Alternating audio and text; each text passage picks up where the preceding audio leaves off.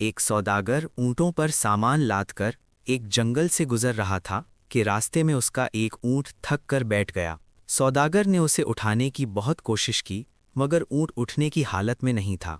आखिरकार सौदागर ने उसका सामान दूसरे ऊँटों पर लादा और उसे वहीं जंगल में छोड़कर आगे रवाना हो गया। कुछ देर बाद जब ऊँट की थकन दूर हुई तो वो उठकर इधर उधर घूमने लगा। इसी जंगल में एक शेर, लोमड़ी और चीता रहते थे। जब शेर ने ऊँट को देखा तो उसके पास आया और पूछा, तुम कौन हो और मेरे जंगल में क्या कर रहे हो?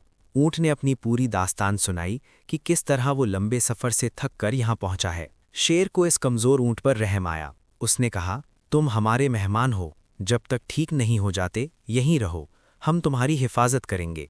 ऊँट शेर की बात मानकर वहीं रहने लगा, लेकिन चीता और लोमड़ी उसे दिल में कोसने लगे।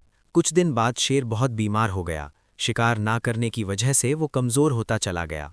चीते ने कहा, आप बहुत कमज़ोर हो गए हैं, अगर आपने जल्द शिकार ना किया तो हालत और ख़राब हो जाएगी। शेर ने जवाब दिया, मैं अब शिकार नहीं कर सकता।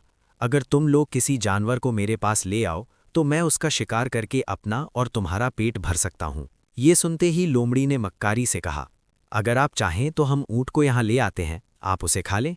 ये सुनकर शेर गुस्से से बोला, वो हमारा मेहमान है, मैं उसका शिकार कभी नहीं करूँगा। लोमड़ी बोली, अगर वो खुद कहे कि आप मुझे खा लें तो? शेर ने कहा, अगर वो खुद राज़ी हो तो मैं उसे खा सकता हूँ।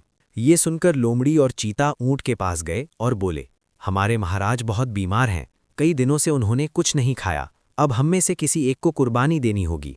आओ महाराज के पास चलें और कहें कि हमें खा लीजिए। ये सुनकर ऊँट भी कुर्बानी देने के लिए तैयार हो गया और उनके साथ चल पड़ा। जब वो शेर के पास पहुँचे तो सबसे पहले लोमड़ी बोली, महाराज आप मुझे खा लीजिए। चीता फौरन बोला, नहीं, तुम बहुत छोटी हो, तुमसे तो महाराज का पेट भी नहीं भरेगा, असल में तो मुझे कुर्बानी देनी चाहिए। महाराज आप मुझे खा लें। लोमड़ी बोली, अगर तुम मर गए तो महाराज की हिफाजत कौन करेगा? महाराज आप मुझे ही खा लें। ऊँट ने सोचा, अगर ये दोनों अपने आप को पेश कर रहे हैं और शेर फिर भी उन्हें नहीं खा रहा तो मुझे तो वो कभी नहीं खाएगा, आखिर मैं तो उसका मेहमान हूँ। उसने सादगी से कहा, महाराज आप मुझे खा लें। इतना कहना था कि शेर, चीता और लोमड़ी उस पर झपट पड़े। ऊँट संभल भी ना सका और देखते ही देखते वो उनकी खुराक बन गया।